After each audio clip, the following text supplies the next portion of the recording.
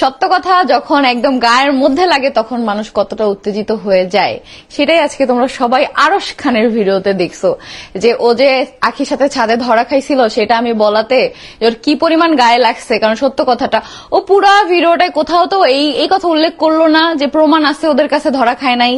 কেন এত কিছুর এভিডেন্স ওদের কাছে, এত মানুষের ভয়েস রেকর্ড, এত কিছু, তাহলে এই প্রমাণ কেন দিল না যে আখি নাকি আরশ খানের সাথে ছাদে ধরা পড়েছিল।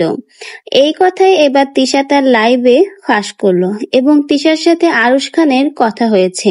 তিশা তার লাইভে বলে, যখন আমি আখি আর আরশ খানের সত্য ফাঁস করে দিয়েছি এরপরে যেন আরশ খানের সত্য একদম গায়ে লেগে গেছে। সত্য কথা গায়ে লাগলে কিন্তু মানুষের তা সহ্য হয় না, ঠিক যেমন আরশ খানের এখন আর সেই সত্য সহ্য হচ্ছে না।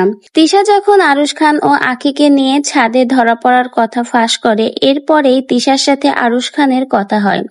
আরশ খান তিশাকে নানাভাবে বোঝানোর চেষ্টা করে, কিন্তু তিশা যখন সবকিছু ফাঁস করে দিয়েছে সে তো আর থামার পাত্রী নাই।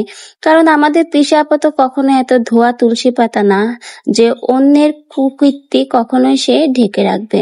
এখন আস্তে আস্তে আখির সকল কুকীর্তি কুকর্ম সে ফাঁস করে দিবে। কিছুটা সত্য ফাঁস করবে, আবার কিছুটা নিজেরা বানিয়েও ফাঁস করবে। তো যা হোক, আরশ খানের সাথে যখন তিশার কথা হয় তখন তিশা বলে যে এত কিছু কথা হলো আরশ খানের সাথে, সকল কিছুই কিন্তু তিশা স্ক্রিনশট দিয়ে রেখেছে, সেই স্ক্রিনশটটাও আপনাদের সাথে শেয়ার করব।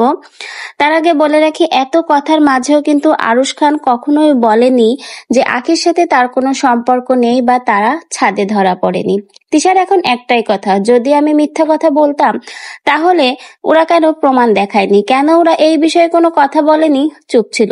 এত কিছুর প্রমাণ ওদের কাছে থাকে, আমার বিষয়ে কত কি তো ওরা প্রমাণ গলায় নিয়ে ঘোরে, তাহলে ওদের এই যে আমি মিথ্যা কথা বললাম ওদেরকে নিয়ে, এর কেন প্রমাণ নেই, এটার কেন সত্য ওরা প্রমাণ করে দেখায়নি?